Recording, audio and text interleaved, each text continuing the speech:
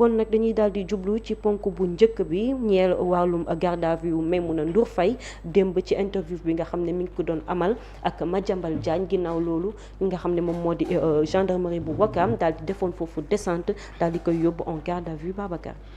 waaw ni nga ko waxee tigi soxna Kumba démb dafa am une émission boo xam ne bu ñu programmé woon la ñu daal di ko duppee MNF Maimouna Ndour Faye di ci faral di amale invité démb également nekkoon boo xamante ni dafa choisiroon beneen invité pour daal di ko fësal ci suñu naataangoo yu 7TV mais li ni mel mujjee wala anto même bu dee ne sax nag jàppoon nañ ne mujjee woon nañ ko dooral mais lees ci mën a nangu mooy émission gi ni mel yeggul la ko waral mooy que ne bu ñu sukkandikoo ci kenn ci taskatu xibaar yi nga xam ne Mamadou Awa Ndiaye moom lay wuyoo nekk foofee ci 7TV mooy gendarmerie moom moo def descente ci locaux yu 7TV bi mu fa yegsee jot a dugg ci biir régie ba dagg li nga xam daanaka moo tukkee ci wàllum signal ba li ni mel sax mujjul bokk ci li nga xam ne daanaka antu na ba émission gi ni mel mujjewul dem la waral nag cooli wàcc ci mooy comme fas yéenoon defal émission mu di Madiambal Diagne mi ñu jàpp ne fu mu toll nii tembe ab fugitif la ndax ci a rappelé que ne dañoo jàpp ne dafa amoon benn interdiction de sortie à l'intérieur du pays noonu également aussi la demee à l'étranger mais démb lañ doon waxtaan ci mbirum extradition fii la ci biir réew mi dañu reporté audience bi ba le 4 novembre su ma juumalee bi nga xamante ni moom la ñu dëgmal loolu nag bi mu weesoo mu am émission goo xam ne la doon def waaye loolu mujjeewul nekk loo xam daanaka lu sotti la gendarmerie ba mu fa ñëwee coupé lu jëm ci wàllum signal gi noonu tamit la ñu jàpp ki nga xam moo di soxna Maimouna Ndour Faye dal di ko yóbbu ci gendarmerie bu Ouakam fi may àdduna ñii ñuy teewlu bu ñu sukkandikoo suñu naataango bi di Mor Mbaye Cissé ginnaaw bi nga xam ne jot nañ ko teg loxo fu mu toll ni moom lañ koy toppee wala lañ ko fas yéene toppee wala lañ koy visé bokkee na ci li nga xam ne moo di mu nga nekkaale en garde à vue fa nga xam moo di ca maanaam atteinte à la sûreté de l'État dans l'article 80 moom li nga xam ne moom la ñuy ciblé pour toppee ku nga xam moo di Maimouna Ndour Faye mais pour l'instant ñu ngi ko téyeegum pour mën a xam li nga xam daanaka moom moo sabab lépp lu jëm ci wàllu googule alors yóbbee nag daanaka ñu bare bari ci Sénégal itam jot ci yàbbiwaale bokk ci ñi nga xamante ni ay politique lañ bokk ci ñi nga xam ne ay taskatu xibaar lañ tout comme également ñi nga xamante ni daanaka dañuy seetlu nekk ay observateur bi ci jiitu bokk na ci ñi nga xam ñoo day layal katam yi di avocat mi démb ci guddi gi dem def déplacement dem foofee ku ci mel ne maître Amadou Sall moom ci jëmbawam teew na fa mu doon loo xam ne nag maanaam ñaaxoon na lool ndax ci ay kàddum xawoon na métti ndax na nga xam ne noonu la doon waxee baat ba jugoon ci kaw lool nee na dem na sax na bu yóbbee gendarme yi fa fekk naan ko ndax du daa am loo xam ne daanaka moom la àndalam déet ba tax na mënul ne di ku régler ci kanamu ñoom di ko subirloo ab test ak loolu mu defoon ko ay xeetaan ndax jàpp na ne moom amul dara loo xam daanaka lu mu jëfandikoo la ci genn wet mu ñaaw la bu baax a baax li nga xam moo di arrestation moom soxna si jàpp ne da ko waroon a gis mais dañ ko bañal lu tam bokk ci li nga xam ne lu ko métti loolu moom la doon beneen bi ci tegu tam di maître Aladji Diouf mi nga xam ne moom tam teewoon na ci bërëb boobule moom tamit ñaaw la bu baax a baax ne li ni mel du dara lu dul ak jaay doole goo xam daanaka gu ñu orchestré la daal di koo teg te mu doon loo xam ne dëppool ak yoon te keroog su ko mën a amal ci jëmm joo xam ne daanaka lu taxaw la ñoom sax ñi jàpp ne bu dara dul dara sax bu ñu jàppee seen client war nañ leen mën a may occasion su ko defee ñu gis ko pour xam ani lan moom moo xew loolu bokk ci loo xam ne lu leen métti la way politique itam kenn ku ci ne bécc na xelaatam jàpp ne mbirum jaay doole kott moom moo sabab li ni mel alors laaj gi ci samp mooy qu'est-ce qui en est la cause ba tax moom soxna Maimouna Ndour Faye yeggale wu ñu émission gi nga xam daanaka moom la fas yoon def est-ce que Madiambal Diagne statut de fugitif gi nga xam moom la ñuy wax moom moo ko waral wala ndax continue ba dafa am loo xam ne daanaka lu ñu ci doon xaar la mais lu ci mën a am également émission bi mujjewul àgg te moom pour l'instant mu ngi ci yoxoy yoon ñi xamagum ban ëllëg moo ci fas yéene am. jërëjëf Babacar Mouhamed nan nga gisee démb li nga xam ne moom moo nekkoon interruption émission wu Maimouna Ndour Faye ba pare mu daal di ciy toftal ak garde à vue boo xam ne dañ koo amal ni ki démb ci guddi gi. waaw d'abord je pense que nen interroger aussi li nga xam ne nii moom moo xew ndaxte liir naa si Mor Mbaye Cissé mu ne l'émission sax dañ ko enregistré woon bi fa alkaati yi demee après fekkuñu fa daanaka kenn ku dul vigile bi daanaka si leen coupé courant bi pour empêcher l'émission mu mën a la diffusion de l'émission loolu leeral la si boo xam ne ni liir naa ko si Mor Mbaye Cissé mais il faudrait que ñu xool ñun journalistes yi charte bi nga xam te ni moom moo ñu tënk muy le code de la presse bi nga xam ne ni voté nañ ko en 2017 ba def li nga xam te ni moom moo si topp yëpp promulgué ko kon moom moo ñuy tënk léegi bu ñu demee si code de la presse ba xam lan la ñu may ñun journalistes yi ak lan la ñu xañ ñun journalistes yi en ce moment là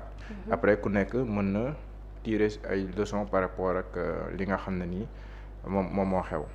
xam nga dinaa ñëwaat ci code de la presse bi li nga xam te ni moom la wax notamment l'article 5 mais surtout ak yeneen articles yi nga xam te ni ñoom ñoo nekk ci kanamam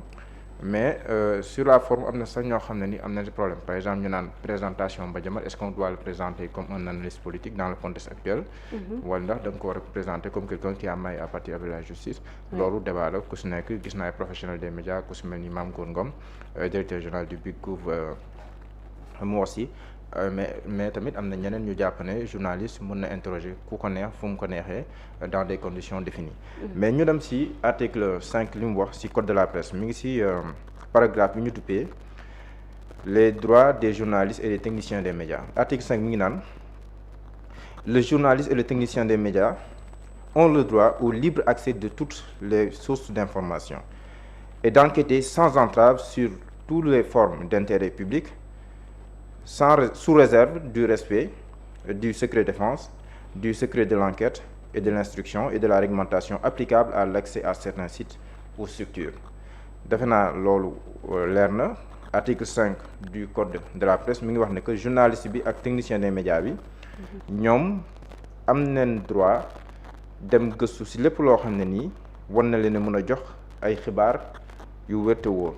waaye itam ñu mën a gëstu yi tamit te dara du leen ko gàllankoor ci bépp jëf boo xam ne nii am na mu soxal askan wi waaye nag loolu su koy def dafa war a bàyyi xel ne que warul fàbbi li ñu tuddee secret défense mooy lépp lu jëm ci wàllum sécurité armement ak yu demee noonu waaye tamit warul xotti wala fàbbi li ñu tuddee le secret de l'enquête et de l'instruction et de la réglementation applicable à l'accès à certains sites ou structures loolu defe naa ne mën na am sama olof bi moom ni ma ko tekkee xaw naa ki mais je pense que c'est assez clair ku nekk mën na ci def ay jàngat léegi mu ñu ñëwaat ci beneen article mooy li nga xam ne nii moom la journaliste bi warta mën a def bu ñu ñëwee ci devoir journaliste bi parce que c'est important parce que loo gis da ngay am droit ak ay devoir le journaliste et le technicien des médias doivent collecter et traiter l'information en toute honnêteté et en toute impartialité dans le respect du droit du public à l'information article 11 muy wax ne que journaliste bi ak technicien des médias bi moom dafa war ci moom sax dafa war ci moom mu même jëli xibaar fépp foo xam ne war na ko fa mën a amee mu traité koy tamit parce que bu ñu fàtte ne travail journalistique c'est la collecte le traitement et la diffusion de l'information waaye nag na ci boole maandute ak dëggu honnêteté bu amul parparloo waaye tamit mu boole ko ci na respecter droit bi nga xam ne ni askan wi daf koo am pour war a mën a am accès à l'information ba léegi maa ngi article 11 du code de la presse parce que tey moom bëgguma wax sama xalaat daanaka après nag boo ma laajee sama xalaat mën naa la kaa wax mais dama bëgg a wax li fi nekk ñëpp jàpp li fi nekk baabu looy ree bëgguma wax sama xalaat moom ko laaj non parce que un fait bu amee waaw dafa am solo nga dem xool li ñu tuddee waaw dalil yi daal après man sama xalaat la xalaatu baabu la xalaatu Kumba xalaatu boobu mais texte yi moom moo ñu tënk maa ngi ba léegi article 11 baabu waay maa ngi samay gët yaa ngi xool léegi bu nekkee ni ma firee tamit am na lu siy dëng mën ngaa jubanti le journaliste et le technicien des médias ont le devoir de rechercher la vérité en raison du droit qu'a le public de la connaître et quelles qu'en puissent être les conséquences pour elles-mêmes. Et quelles qu'en puissent être les conséquences pour elles-mêmes. Lii je pense aussi c'est extrêmement important. maa ngi ci article 11 ci deuxième partie yëgal tuuti article 5 bi. voilà donc continuer voilà baabu. waaw bi il faut tamit ñu leeral ko. Le journaliste et le technicien des médias ont le devoir la maanaam wareef la ci yow du choix maanaam devoir la de rechercher la vérité benn en raison du droit qu'a le public de la connaître maanaam askan dafa war a xam dëgg bi lan la journaliste bee ko war a gëstul et quel qu'en soit et quel qu'en puisse être ak conséquences yi li ko ci mën fekk lu mu mënti doon loolu daf ko war a def loolu maanaam kon may na journaliste bi sax mu jël yenn risques yi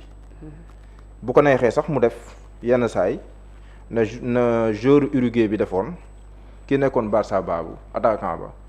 quart de finale ba ñoom ak Ghana Suarez quart de finale ñoom ak Ghana bi muy génnee bal bi ak loxoom am ci carton rouge loolu moom sama commentaire la bokkul ci texte bi mu ñëwaat ci texte bi article 12 du code de la presse le journaliste et le technicien des médias doivent défendre la liberté d'information et les droits qu'elle implique notamment la liberté du commentaire, de la critique, l'indépendance et la dignité de la profession li moom damay jàpp ne sax weesu na devoir mais c'est une mission muy wax ne que journaliste bi ak technicien des médias bi li ñu war bokk na seen wareef mooy défendre mooy aar la liberté d'information les droits qu'elle implique mooy li nga xam ne ni aussi moom moo laaleeg la liberté d'information après dinaa ñëw si benn texte boo xam ne ni Jean-Jacques Rousseau moom moo ko bind sur la liberté et l'indépendance muy wax ne que sur la liberté et le droit muy wax ne que li nga xam ne ni moom moo si am comme loo xam ne dañuy bëkkante li mais loolu dinaa si loolu parenthèse la woon mais mu ñëwaat si article 12 bi le journaliste et le technicien des médias doivent défendre la liberté d'information et les droits qu'elle implique notamment la liberté du commentaire et de la critique l'indépendance et la dignité de la profession lii defe naa ne devoir la tey tamit ku nekk mën na si dafa jàngat ñuy wax ne que journaliste bi technicien bi ñoom wareef la si ñoom ñu défendre la liberté d'information waaye tamit lépp loo xam ne dafa laal ak liberté d'information ñu aar ko notamment la liberté du commentaire comme ñun yenn saa lu ñu def de la critique yenn saa sax ñu critiquer l'indépendance moom sa bopp waaye dignité wormaay profession bi nga xam ne nii si la nekk article 13 le journaliste et le technicien des médias ne doivent pas li ñu war ta def sànq wax naa fi li ñu yelloo wax naa fi li leen war seeni wareef wax naa seeni yelleef ak seeni wareef waaye li fii léegi damay ñëw si tere yi parce que lépp loo gis àdduna tamit ay ndigal ak ay tere am na lu la may mais am na lu la xañ article 13 le journaliste et le technicien des médias ne doivent pas waruñu def 2 points déformer les faits waruñu soppi lii xew publier des informations des documents des images et des sons dont l'origine n'est pas connue d'eux mooy mënul la jox xibaar nii rek muy son muy image muy document muy information nga ñëw rek fësal ko tey xamoo fan la jóge dénaturer un texte un document une image et un son ou l'opinion d'autrui maanaam waroo soppi lépp loo xam dafa jëm si wàllum mbind wala wàllum ay kayit yu ñu la jox document nag mën na nekk document sonore document voilà donc mais lépp loo xam ne daal lu la jox la muy ab mbir boo xam ne da nga koy téye sa loxo wala muy image muy peeñu daw dëggee moo ma jàngaloon loolu bu nekkee jum naa mu beqi ma son waaye nag lépp loo xam tamit dafa jëm si maanaam si xalaatu keneen loolu journaliste ak technicien des médias waru koo def kon loolu ñoom Baboog ñoom Aliou Ba waruñu koo def article 13 nee na ñoom Babou ak ñoom Aliou Ba amuñu droit donner très précisément comme tel les nouvelles non confirmées nee nañ waroo jël xibaar rek nu jox la ko nga jëlee ko nan la ko joxee nga fësalee ko noonu te fekk ne dafa ko gëstu ba sa war ba xam ndax dëgg la wala dëgg Kumba code de la presse nee na yéen journalistes yi ak yéen techniciens yi ils doivent signaler des montages d'images dañ ko war a signaler ba mu leer ñu xam ne lii montage la des montages sonores mooy lépp lu jëm si wàllu montage sonore dañ ko war a leeral Aliou loolu yéen lay waxal ak tam lépp loo xam ne dafa jëm si wàllum ay image d'archive da ngeen war a leeral ne lii kat image d'archive la ma yokkal leen sax lépp lu jëm si wàllum ay publi reportage yi tamit da ngeen war a bind ba mu leer nañ que lii publi reportage la. D'accord. léegi ma jeexale article 14. merci Aliou Ba pour la réalisation. d'accord léegi ma jeexale article 14 parce que bëgg maa guddal. non demal ci article 14. ma dem si article 14 ah. moo nekk noonu jàkkaarloo ñoom. le journaliste et le technicien des médias ne doivent pas user de méthodes déloyales pour obtenir des informations, des sons, des images ou des documents, ne doivent pas manipuler ou faire manipuler des images par des tiers en vue de les falsifier. Ils doivent respecter le droit d'auteur et les droits voisins. loolu maa ngi nuyu Ngoné Ndour defe naa moo ko yor ba tey de moo yor SODAV ah. Ngoné Ndour waaw. moo ko yor ba tey kon maa ngi koy nuyu nee na. Kumba yaa ak Aliou Ba. amoo leen droit yéen. di jëfandikoo ay pexe yu yellul ngir jot ay xibaar maanaam soxla naa xibaar ci Babou léegi Babou ne ma pour ma coopérer il faut nga jox ma xaalis maanaam ma ger Babou pour am information wala ma def moom pexe wala beneen xeetu chantage pour am ci information loolu ça fait partie des méthodes déloyales pour obtenir une information. code de la presse nee na Kumba yaak Aliou waroo leen def loolu. nee na waroo leen def loolu pour am son waroo leen def noonu pour am image. booy jël image ni sax si mbedd da nga war a dem tàggu ko boo ko deful fàbbi nga yoon bu la yóbbee si yoon da ngay am problème da ngay daanu. dañ lay daan. ou des documents ne doit pas manipuler ou faire manipuler nee na waroo soppi wala ngay soppi wala def ay pexe si documents yooyu noonu des images par des tiers en vue de les falsifier di ko soppi. loolu yoon da koo aay code de la presse da koo aay article 14 moom moo la koy wax soxna Kumba. nee na ils doivent respecter le droit d'auteur et les droits voisins foofu noonu SODAV moom mooy dugg. boo jëlee yëfi jàmbur da ngay sàmmonteeg yoon lépp loo xam ne ni moom war na ko. ngir kii bi kon ma bañ a guddal. comme baabu may def si naam ma gaaw. waaw léegi kon ma yemale ko foofu. ñu dem ci beneen parce que dafa am beneen xibaar. waaw am na xibaar bu daan léegi kon may ma wax sama xalaat par rapport ak loolu comme ça ñu doogaa dem léegi. waaw laaj ko xalaat léegi ma wax sama xalaat. léegi au vu de ce texte. man mën naa jàpp ne article 5 boo ko waxee. article 5 waaye amul dara luy aaye journaliste mu interview ku ko neex. waaye nag na fekk mu bañ a fàbbi yoon le secret de l'instruction wala secret de défense. pour jurisprudence Khalifa Diakhaté interviewé na fi Boy Djiné bu nga interviewé dara fekk ko si woon. te pourtant jamono jooju Boy Djiné dafa rëccoon. prison. loolu moom mooy jurisprudence bi nga xam ne ni moom moo si am donc man je constate ce fait léegi nag. pour daaneel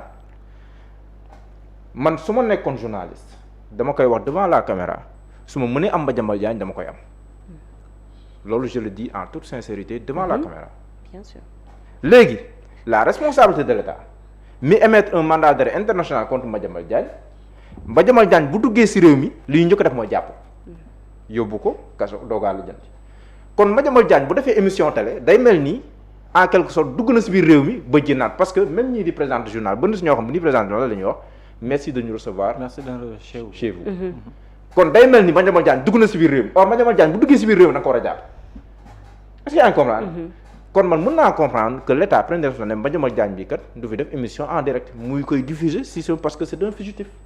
loolu je peux le comprendre pour l'État mais man en tant que journaliste su ma ko waree am dama koy am du ma si fekk ma jël kon chacun est dans son rôle loolu nu jàppee ko noonu waaye nag bu leen fàtte am na benn article moo sànq baabu ma daanelee foofu. c'est un travail de risque et parfois il va. voilà nee na ban article la sànq mooy naan lépp lu si mën a fekk journaliste da ko def. quels qu'en soient les risques. 14 du 14. 13 non àggagu moon 14. 11. voilà léegi moo ne bu la neex nga def ko quels qu'en soient les risques kon loolu code de la presse jox na la ndigal léegi nag li ci des ku nekk est dans son rôle. l'État mi émettre un mandat d'arrêt wax naa ko Madiambal Diagne bu duggee si réew mi lu ñu ko def mooy jàpp ko doogaa lijjanti leneen. kon kooku bu naree dugg si réew mi état mën na jël décision fànk loolu léegi nag. ba daa defee loolu journaliste aussi bi am liberté am article 5 am na lu ko may war na ko mën a exercer. léegi après nag ça va se gérer devant les tribunaux. Mohamed Diallo.